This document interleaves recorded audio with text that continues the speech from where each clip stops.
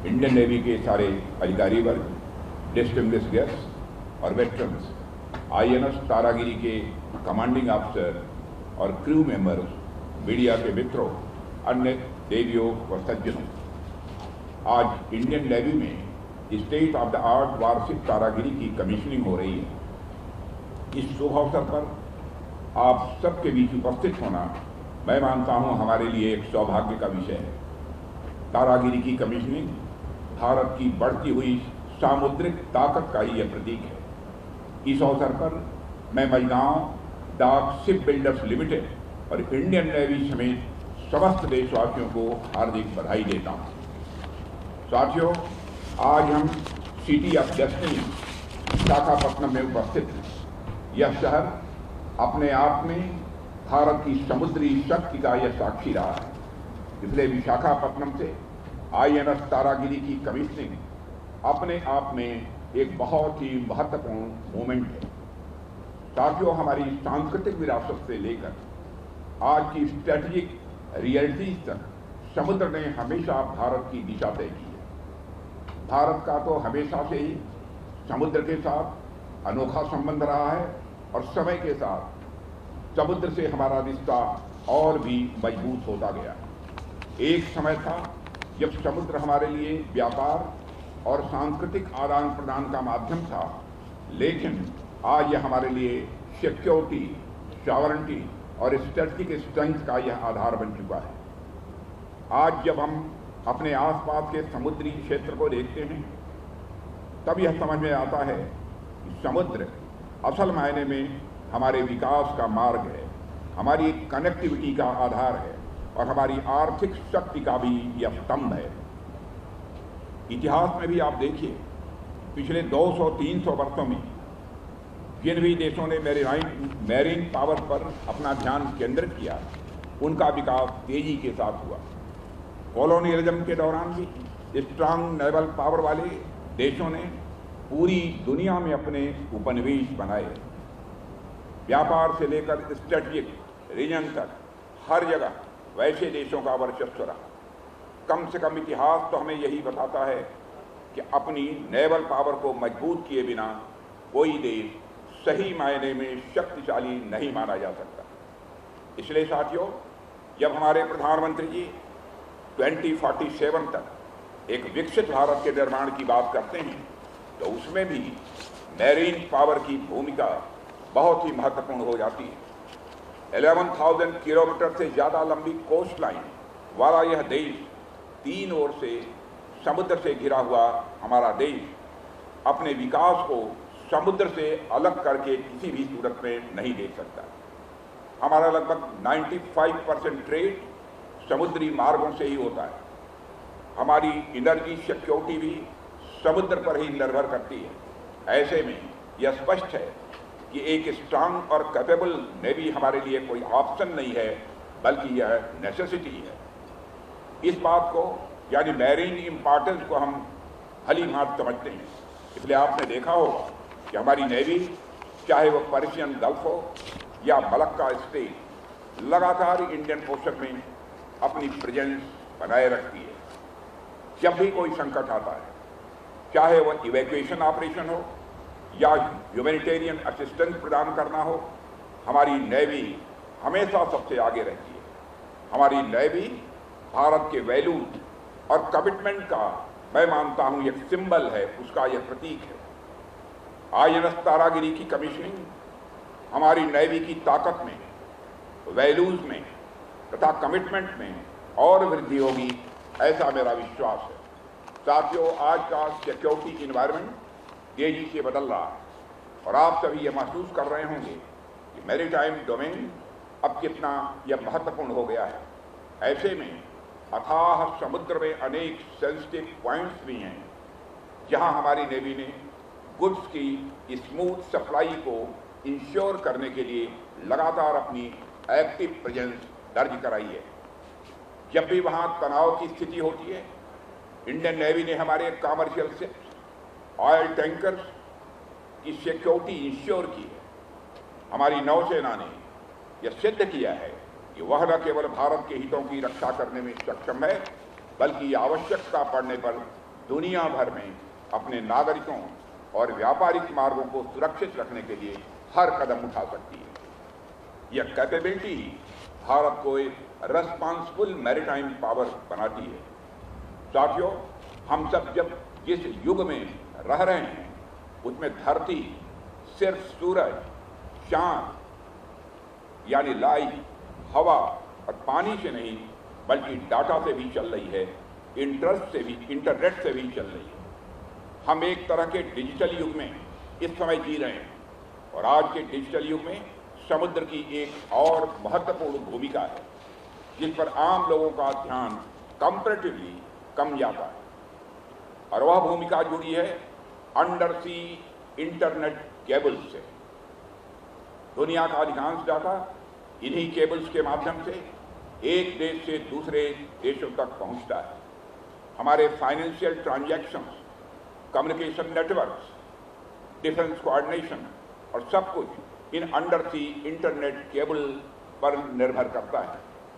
यदि इन केबल्स को कोई नुकसान पहुंचाता है तो उसका प्रभाव केवल एक देश तक ही सीमित नहीं रहता है बल्कि पूरी वैश्विक व्यवस्था को प्रभावित करता है। इसलिए हमें अपनी मैरीटाइम सिक्योरिटी को ट्रेडिशनल दृष्टिकोण से आगे बढ़कर एक कम्प्रिहेंसिव और फ्यूचर रेडी फ्रेमवर्क में देखना होगा। हमें केवल अपने तटों की सुरक्षा तक सीमित नहीं रहना है बल्कि उन क्रिटिकल सी लेन्स, चोक पॉइंट और डिजिटल इंफ्रास्ट्रक्चर की भी सुरक्षा इंश्योर करनी है जो हमारे नेशनल इंटरेस्ट से जुड़े हैं। मुझे इस बात की खुशी है कि इंडियन नेवी इन सुरक्षा कार्यों में प्रोएक्टिवली इंगेज्ड है। साथियों, सुरक्षा के प्रति हमारा यही दृष्टिकोण हमें भविष्य के चैलेंजेस के लिए तैयार करेगा और भारत को एक सशक्त मैरीटाइम पावर के रूप में स्थापित करेगा। ऐसे में जब भारत अपने यहाँ तारागिरी जैसे एडवांस शिप्स बनाता है और उन्हें डिप्लॉय करता है तो यह पूरे रीजन के लिए पीस एंड प्रॉस्पेरिटी की गारंटी होती है। साथियों, यदि मैं INS तारागिरी की बात करूं तो मुझे लगता है यह हम सब के लिए खास अचीवमेंट है। मैं मानता हूं मेजर अचीवमेंट। इस शिप के नाम में भी एक गहरा अर्थ छिपा हुआ है। यह नाम हिमालय की एक पर्वत श्रृंखला से लिया गया है जो स्ट्रेंथ, स्टेबिलिटी और विजिलेंस का प्रतीक है। जैसे पहाड़ अपनी जगह पर अडिग खड़े रहते हैं और चारों ओर नजर रखते हैं, वैसे ही यह वारशिप हमारे समुद्री क्षेत्रों की सुरक्षा करेगी। इसका क्रेस्ट भी इसी भावना को दर्शाता है। जहां यह केगल ऊंचाई से अपने क्षेत्र पर नजर रखता है, यह सिंबल अपने आप में सतर्कता और साहस, यह दोनों का ही प्रतीक है। साथियों, नौसेना की परंपरा में यह माना जाता है किसी जहाज का नाम अपने साथ एक लिगेसी लेकर आता है। पहले भी INS तारागिरी ने लंबे समय तक देश की सेवा की थी और उसने नेवल सेल्फ रिलायंस की नींव मजबूत की थी। आज उसी नाम को एक मॉडर्न स्टील्थ फ्रिगेट के रूप में आगे बढ़ाया जा रहा है और यह कंटिन्यूटी हमें यह दिखाती है कि हमने अपने अतीत से, हमने अपने पास्ट से सीखा है और उसी आधार पर हम लगातार आगे बढ़ रहे हैं। INS तारागिरी एक जर्नी है जो पास्ट और फ्यूचर दोनों से जुड़ी है।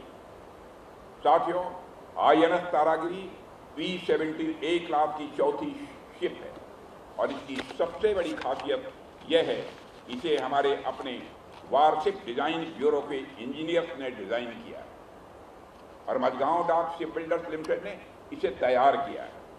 मुझे देखकर बेहद संतोष होता है कि आज भारत वार्षिक डिजाइन और डेवलपमेंट के क्षेत्र में एक मजबूत स्थान पर खड़ा है और यह बदलाव अचानक नहीं आया। वर्षों की मेहनत, लर्निंग प्रोसेस और लगातार इम्प्रूवमेंट का ही यह परिणाम है। लगभग 7000 टन वजन वाला यह शिप केवल आकार में ही बड़ा नहीं है बल्कि अपनी कैपेबिलिटीज में भी उतना ही यह शक्तिशाली है। साथियों, यह तेज गति से चल सकता है और लंबे समय तक समुद्र में यह तैनात रह सकता है। इसमें ऐसे सिस्टम्स लगाए गए हैं जो दुश्मन की गतिविधियों पर नजर रखने, खुद को सुरक्षित रखने और जरूरत पड़ने पर तुरंत उसका जवाब देने में मदद करते हैं। इसके साथ ही इसमें आधुनिक राडार, सोनार और मिसाइल सिस्टम जैसे ब्रह्मोस और सरफेस टू एयर मिसाइल लगाए गए हैं जो इसकी ताकत को और बढ़ाते हैं।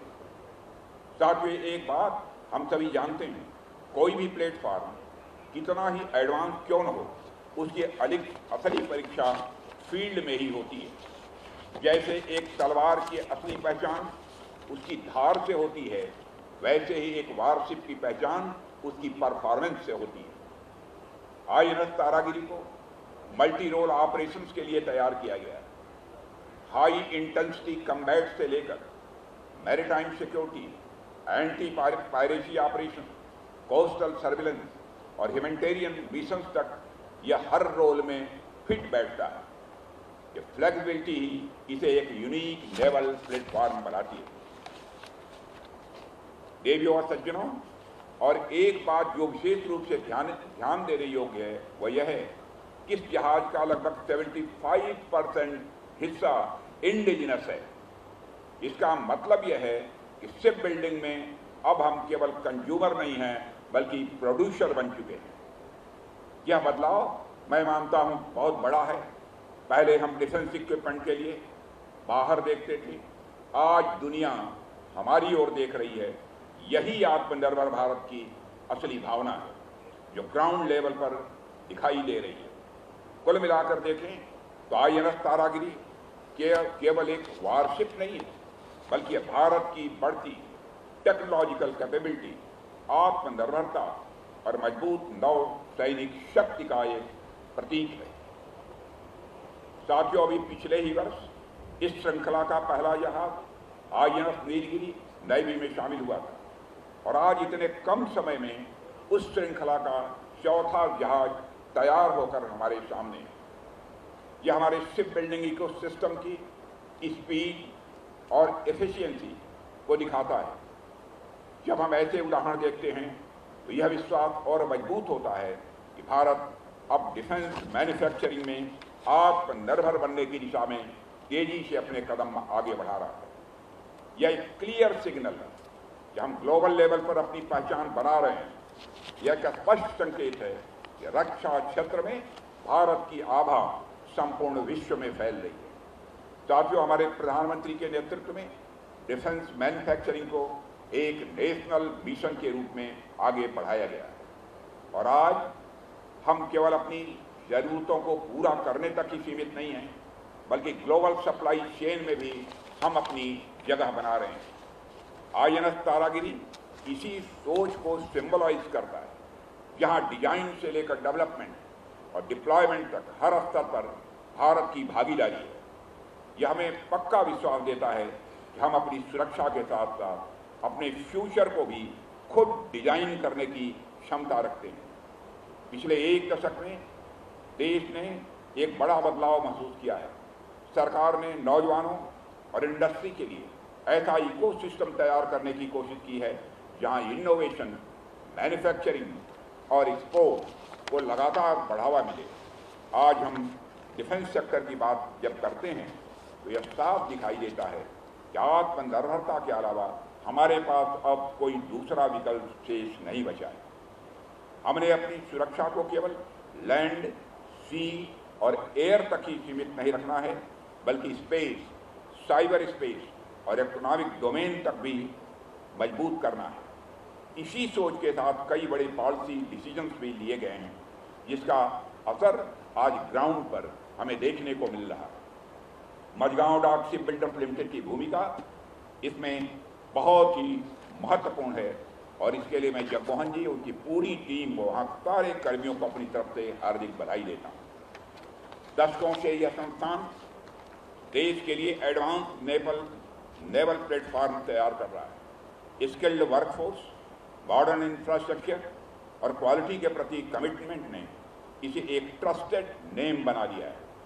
वैसे भी भारत की सुरक्षा व्यवस्था को मजबूत बनाने में हमारे DPSUs ने हमेशा पॉजिटिव कंट्रीब्यूशन दिया है, सकारात्मक योगदान दिया है। हमारे पास 16 DPSUs हैं जो डिफेंस सेक्टर में हमारी सेल्फ रिलायंस के सेंटर हैं। मुझे देखकर बेहद खुशी होती है कि आज के इस टेक्नोलॉजिकल एरा में तो हमारी डीपीएसयू अच्छा काम कर रही हैं, लेकिन जब एक राष्ट्र के रूप में हम कठिन परिस्थितियों से गुजर रहे थे, तब भी हमारे डीपीएसयू ने आगे बढ़कर नेतृत्व किया था और हमारी डीपीएसयू ने हर दौर में यह प्रयास किया है कि भारत का डिफेंस सिस्टम और मजबूत हो। मैं इसके लिए सभी डीपीएसयू और विशेषकर मझगांव डाक शिप बिल्डर्स लिमिटेड को भी बधाई देता हूं। और देवियों और सज्जनों, आप सबको इस बात की भी जानकारी शायद हो गई होगी कि डीपीएसयू ने और कुछ हमारी स्मॉल स्केल इंडस्ट्रीज ने मिलकर भारत में करिश्मा किया है। पहले आज के 13-14 वर्षों पहले जहां 1200-1300 करोड़ का हम डिफेंस आइटम्स का एक्सपोर्ट करते थे, आज पहली बार हम लोगों ने मोर देन 38,000 अप्रॉक्सीमेटली 39,000 करोड़ रुपए का एक्सपोर्ट किया है। डिफेंस के मामले में इंडिपेंडेंस भारत की कैसे बढ़ती जा रही है, कैसे हम अपने पैरों पर खड़े हो रहे हैं, यह केवल भारत ही नहीं देख रहा है, पूरी दुनिया देख रही है।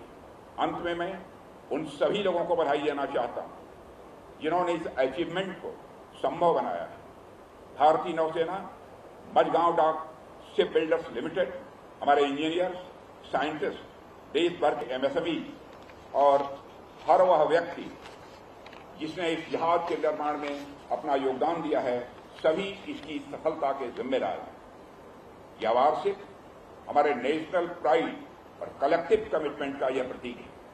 जब यह जहाज समुद्र की लहरों को चीरते हुए यह आगे बढ़ेगा, यह पूरी दुनिया को यह संदेश देगा कि भारत की ताकत भारत के लोगों में है, उनकी मेहनत में है, उनकी क्षमता में है और उनके अटूट संकल्प में है। इसी विश्वास के साथ मैं आप सभी को आईएनएस तारागिरी की कमीशनिंग की हार्दिक बधाई देते हुए। Well, that was Defence Minister Rajnath Singh congratulating every single person who has been part of Project 17A. And to help us understand what really INS Taragiri means for our maritime capabilities, we have Captain Naveen Singhal, a Merchant Navy retired defence expert. A very good afternoon to you, Captain. How do you look at the commissioning of INS Taragiri? Hi, good afternoon, and thanks for having me here. So, well, actually, I'm not particularly a defense expert, but yes, in the context of the present situation in the Gulf, the naval ships are going to play a very big role in ensuring that the merchant ships plying in the region and to the Gulf and back, which includes Arabian Sea Gulf, Gulf of Aden, and the Persian Gulf and Gulf of Oman, the Arabian Sea region, are generally safe. So that's going to be has been always and for many years, and will continue to sort of strengthen the morale of the merchant ships as well as the seafarers. Captain, how important is Project 17A as far as bridging the gap with the PLA Navy is concerned? And in that context again, so that's something which is not in my domain. But yes, one thing is there. What we understand is the combined maritime forces are operating in the Gulf of Aden, and India is a member of the combined maritime forces, and so therefore, India has to have some assets out there to protect the merchant shipping flying in that region, and therefore, the ships that's coming out, Taragiri, definitely it's going to be, adding to that security for maritime shipping and particularly the Indian merchant ships in that context. Captain, as far as the stealth frigate is concerned, what kind of a maritime boost does it give? Because Rajnath Singh on one hand was also talking about how indigenous it is. 75% of its entire content is indigenously made. And as far as India's defense export and manufacturing is concerned, how do you look at the future, sir? Yeah, so actually India has always been a very good in the naval shipbuilding. So we have been excellent over there. And while we've not been that good over the last, let's say, in the 20th century and in the first 10, 15 years of this century, the shipbuilding in India for the merchant shipping hasn't been good, but it's been excellent in the naval ship side. So naval ships are certainly, the fact that you're talking about 70% indigenous is really excellent because in the merchant ships, we still have a long way to go, when it comes to the critical components such as the main engines and, which constitutes almost about 70% of the cost of the vessel. We still have to sort of import these. So having 70% of this indigenous on the naval ships is definitely a great achievement. From a perspective of shipping and trade, how important is the induction of INS Taragiri? Yeah, so like I said, since the year 2005, this region, which is the Gulf of Aden region, has been disturbed with pirates, and that sort of disturbance continued right throughout about 2012. It eased down 2012, but then still there were incidents on merchant ships, and that's when the UKMTO, the Combined Maritime Forces, and in where India is also a member, came into over there, and so it's playing a very important role. And also, if you look at on the eastern side, you have Port Blair and you have the Nicobar region there. And now we're very close to the Nahakas. The Nicobar is a big project coming up there, which is running into billions of dollars. Uh, the naval, the increase in the naval presence throughout, we need a good amount out on the eastern side as much as we need on the western side. Because we're very close on that side, which is Malacca Straits. As you know, Singapore Straits is also another choke point. So India's presence in that region to ensure the trade flows freely is very important, and there cannot be anything other than the naval forces that we have in the Indian Navy.